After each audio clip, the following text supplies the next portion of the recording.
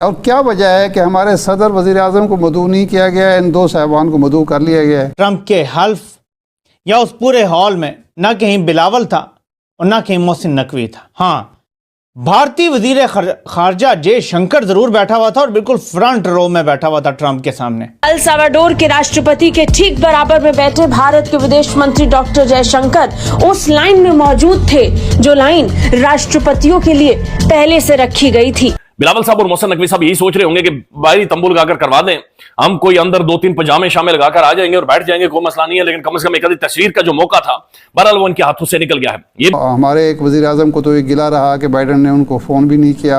तो इसका मतलब है कि ट्रंप दौर में भी भारत की ज़्यादा अहमियत होगी और भारत का डायस्पोरा और भारत की जो लॉबिंग फर्म्स होंगी वो ज़्यादा ताकतवर नजर आएंगी अमेरिका में हमें। ये भी एक रियलिटी है कि शहबाज शरीफ साहब ने वीपीएन लगाकर जो ट्वीट किया है, लिहाजा वो फारिग होगा तो इसका जवाब देगा कि अपने मुल्क के अंदर ट्विटर बंद करके वीपीएन लगाकर ये जो बंदा ट्वीट कर रहा है ना, ये मनाफकत मैं नहीं चलने दूंगा। साथ उनके ऑस्ट्रेलियन, जापानीज और वो जो लीडरशिप है, जो जापानीज रिप्रेजेंटेटिव है वो सेकंड लाइन में खड़े हैं। आप प्रेफरेंस का ऑर्डर देखिए, किस कंट्री को क्या दिया गया है। विवेक रामास्वामी, हर जब भी कैमरा डोनाल्ड ट्रंप साहब पे आता था, विवेक रामास्वामी पे चला जाता था, संदूर पिचाई पे चला जाता था। जेडी वाइस के साथ उषा वाइस सामने नजर आ जाती थी। वहां कोई नहीं था तो मेरी कौम का कोई बंदा नहीं। मजीद आज जिस तरीके से जो उन्होंने डोनाल्ड ट्रंप साहब ने कृष्णा को हायर किया है, मिस्टर कृष्णा भारत से जो भारत निजात है, आर्टिफिशियल इंटेलिजेंस का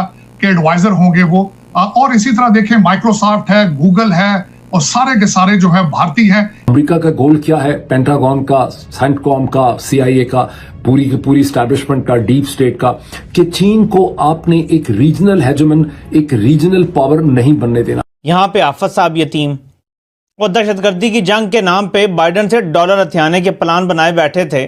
वो ट्रंप ने आके कहा है किसी नई जंग को मैं शुरू नहीं करूंगा।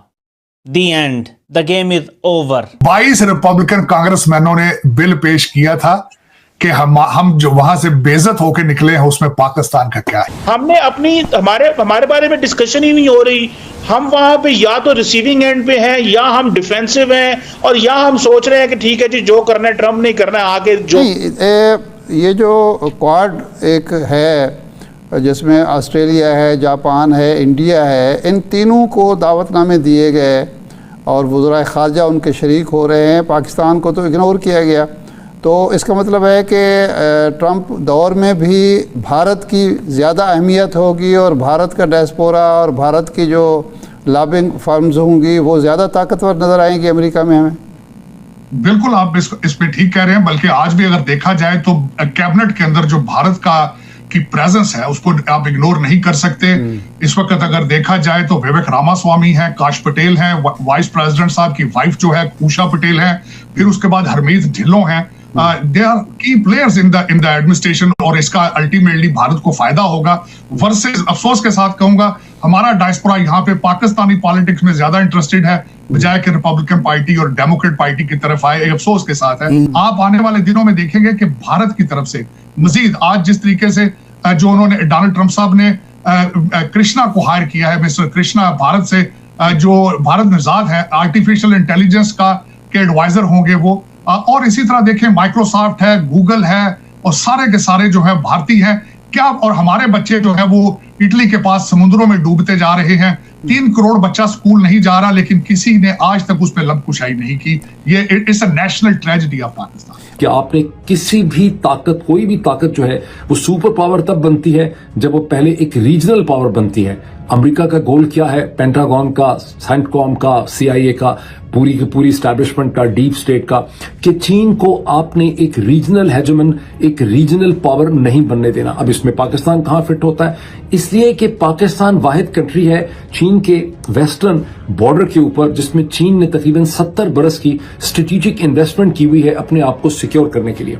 अमेरिकन पॉइंट ऑफ व्यू से अगर आप पाकिस्तान की स्पेस चीन से छीन लेते हैं, पाकिस्तान और हिंदुस्तान में बेहतर ताल्लुकात पैदा कर देते हैं, वेस्टर्न इन्फ्लुएंस पाकिस्तान में बढ़ा देते हैं, चीन को उसमें से निकाल देते हैं, तो चीन किसी भी सूरत में रीजनल पावर या रीजनल हेजेमन जो है वो नहीं बन सकता। अब बहुत से लोग बात करते हैं नहीं चीन अफगानिस्तान से इधर चला जाएगा उधर चला जाएगा।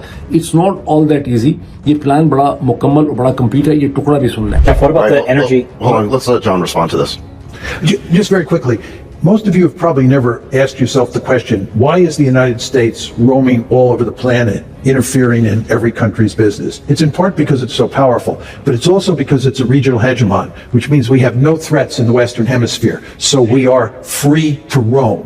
The great danger, Jeff, if China becomes a regional hegemon and doesn't have to worry about security Then concerns, they behave like us. Yeah. then they behave like us. Can't That's we do exactly better? right. But my point to you, Jeff, is let's prevent that from happening by preventing them from becoming a regional hegemon. We don't want them to have freedom to roam. You were talking about them putting military bases in Mexico. Yeah. That's our great fear. It's not my great fear. अब जहन में ख्याल रखिए कि मेरा आपको बता देना जो है ना, ये टॉप बॉटम डिस्कोर्स है एंड इट मीन्स नथिंग। ये बड़ा जरूरी है कि आप इन दोनों प्रोफेसर्स की, जॉन बर्शाइमर की और जेफरी सैक की डिबेट्स को खुद से देखें, खास करके सितंबर 2024 की जो एलए की डिबेट है ऑल इन की, इसको खुद से देखें, तब आपको इसकी बहुत बेहतर अंडरस्टैंडिंग होगी। प्रोफेसर जेफरी सैक बहुत सी दफा कहता है अपनी डिबेट्स के दरम्यान में कि प्रेसिडेंट पुतिन जो है रूस का, वो ये कहता है हर अमेरिकी सदर को हम ब्रीफ करते हैं, हर अमेरिकी सदर के साथ हमारी अच्छी इक्वेशन बनती है, then men in dark suits and blue ties, यानी CIA and deep state, men in dark suits and blue ties, they come और वो आके अमेरिकन सदर को ये बताते हैं कि मिस्टर प्रेसिडेंट, दुनिया इस तरह से नहीं चल सकती, दुनिया इस तरह से चलेगी। अब यहाँ पे सवाल ये है कि यही चीज अभी CIA ने करनी है। प्रेसिडेंट ट्रंप को उन्होंने आके बताना है कि पाकिस्तान की मिलिट्री और पाकिस्तान के जनरल्स एंड GHQ हमारे से कोऑपरेट कर रहे हैं। चीन का CPEC belt and road initiative हमने बाय एंड लार्ज बंद करा दिया है। हिंदुस्तान के साथ इनका झगड़ा हमने खत्म करा दिया है। ये हमारे से कोऑपरेट कर रहे हैं। Mister president, we need to support them. यही चीज उनको बाय एंड लार्ज MBS ने भी कहनी है। फिर क्वेश्चन ये है कि डोनाल्ड ट्रंप का जो अपना एक डीप स्टेट के खिलाफ काउंटर स्ट्रेटेजिक व्यू है, वो कितना स्ट्रांग है और वो कितना प्रिवेल करता है। अगर उनका प्रिवेल करता है, अभी तक वो लग रहा है कि वो अपना व्यू जो है वो उसको धक्का मार के फोर्स कर रहे हैं पूरे के पूरे इंतजामी ढांचे के ऊपर। अगर डोनाल्ड ट्रंप का व्यू प्रिवेल करेगा तो पाकिस्तान की पॉलिटिकल हिस्ट्री की डायरेक्शन जो है वो चेंज। नमस्कार दोस्तों, स्वागत है आप लोग का हिंदुस्तान स्पेशल की एक और नए वीडियो में। दोस्तों, अमेरिका में नया डोनाल्ड ट्रंप प्रशासन कामकाज शुरू कर चुका है। कार्यभार संभालने के बाद ट्रंप ने दुनिया को भारत की अहमियत दिखा दी है। अमेरिका और भारत के मजबूत रिश्ते को दिखाते हुए अमेरिकी विदेश मंत्री मार्को रूबियो और सुरक्षा सलाहकार माइक वॉल्ज ने भारत के विदेश मंत्री ए जयशंकर के साथ मुलाकात की। रूबियो ने तो जयशंकर के साथ अपनी पहली द्विपक्षीय बैठक कर डाली। वहीं माइक वॉल्ज एक अंतर्राष्ट्रीय बैठक के दौरान जयशंकर से मिले। दरअसल जयशंकर ने डोनाल्ड ट्रंप के संयुक्त राष्ट्र अमेरिका के 47वें राष्ट्रपति के रूप में शपथ ग्रहण समारोह में शिरकत की थी। उन्हें अमेरिकी सरकार ने निमंत्रण देकर वाशिंगटन बुलाया था। दुनिया के सबसे पुराने और सबसे बड़े लोकतंत्र का प्रतिनिधित्व करने वाले दो शीर्ष राजनयिकों के बीच यह बैठक अमेरिकी विदेश विभाग के फॉगी वाटर मुख्यालय में हुई। द्विपक्षीय बैठक के पहले ट्रंप के राष्ट्रपति बनने के बाद पहली क्वाड मंत्रिस्तरीय बैठक हुई है।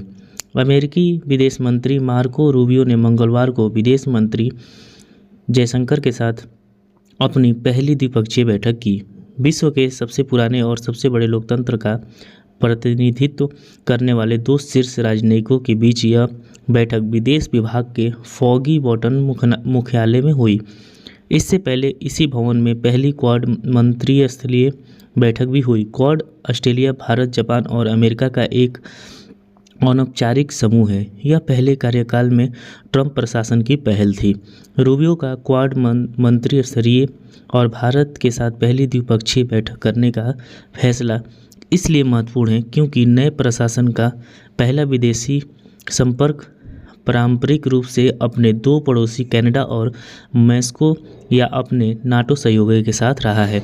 रूबियो ने जयशंकर के साथ द्विपक्षीय बैठक के बाद कहा, ट्रंप का प्रशासन भारत के साथ आर्थिक संबंधों को आगे बढ़ाना चाहता है, साथ ही अनियमित आवर्जन से जुड़े मुद्दों का भी हल चाहता है। क्वाड और अमेरिकी विदेश मंत्री के साथ बैठक के बाद डॉक्टर जयशंकर ने एक शीर्ष बैठक की। वही थी नए अमेरिका राष्ट्रपति सुरक्षा सलाहकार माइक वॉल्ज के साथ। वॉल्ज के लिए भी उस दिन पदभार सब ग्रहण करने के बाद उनकी पहली अंतर्राष्ट्रीय बैठक थी। बैठक व्हाइट हाउस में हुई। बैठक के दौरान डॉक्टर जयशंकर ने कहा, आज दोपहर नेसे वॉल्ज ने फिर से मिलकर बहुत अच्छा लगा।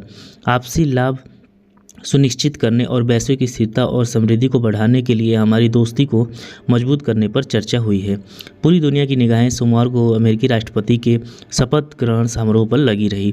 इस दौरान एक बात ने सभी ने ध्यान अपनी तरफ खींचा कि वो ये था कि ट्रंप ने शपथ ग्रहण समारोह में शामिल हुए भारत के विदेश मंत्री जयशंकर को पहली पंक्ति में ट्रंप के मंच के ठीक सामने बिठाया गया था। यह वैश्विक परिदृश्य में भारत के ऊंचे होते कद का उदाहरण है। इस तस्वीर से भारत के दुश्मनों को जलन होना स्वाभाविक है। भारतीय विदेश मंत्री जयशंकर ने सोशल मीडिया पर एक पोस्ट किया। इस पोस्ट में जयशंकर ने ट्रंप के शपथ ग्रहण की कई तस्वीरें साझा की।